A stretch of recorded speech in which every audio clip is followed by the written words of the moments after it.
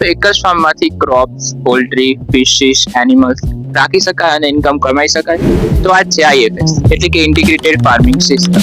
So hello guys, I am Meet, an agriculture student. So આજનો topic છે integrated farming system in agriculture. IFS farming system એટલે કે એવી system જેમાં farming based અલગ અલગ એક્ટિવિટીને એકબીજા સાથે કનેક્ટ કરવામાં આવે છે.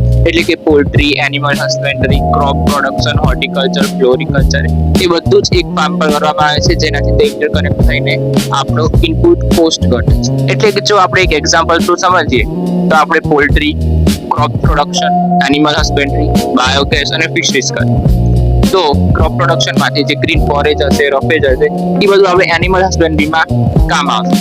અને એનિમલ હસબન્ડરીમાંથી મળતું ડંગ, યુરિન એ બધું બાયોગેસમાં કરીને આપણે બાયોગેસનું ઉત્પાદન કરી શકીશું. બાકી રહેલું આપણે ક્રોપ્સમાં ફર્ટિલાઇઝર તરીકે યુઝ કરી શકીશું, એટલે કે ઓર્ગેનિક મેન્યુર તરીકે. તેથી આપણે ફર્ટિલાઇઝરનો કોસ્ટ પણ ઘટશે અને પેસ્ટિસાઇડ્સનો કોસ્ટ પણ ઘટશે અને અલ્ટિમેટલી આપણી ફિલ્ડની ફર્ટિલિટી પણ વધશે ઓર્ગેનિક મેન્યુર.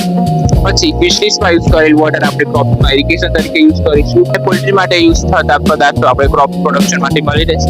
આવી જ રીતે બધા જ ફાર્મ બેઝ એક્ટિવિટીઝ એકબીજા સાથે કનેક્ટ થશે અને એકનો આઉટપુટ બીજાનો ઇનપુટ બની જશે. અલ્ટિમેટલી કોસ્ટ ઘટશે અને ઇન્કમ વધશે.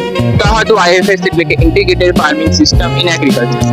અને જો સિમ્પલ વર્ડમાં કહીએ તો nothing is waste in IFS, everything becomes a resource. તો તમને આ ઇન્ફોર્મેશન યુઝફુલ લાગી હોય તો વિડીયોને લાઈક કરો અને ફોલો કરવાનું ભૂલતા નહીં. અને હા, સબસ્ક્રાઇબ કરી દીધો યાર યુટ્યુબમાં. તેની લિંક મારા એકાઉન્ટના બાયોમાં. Bye bye.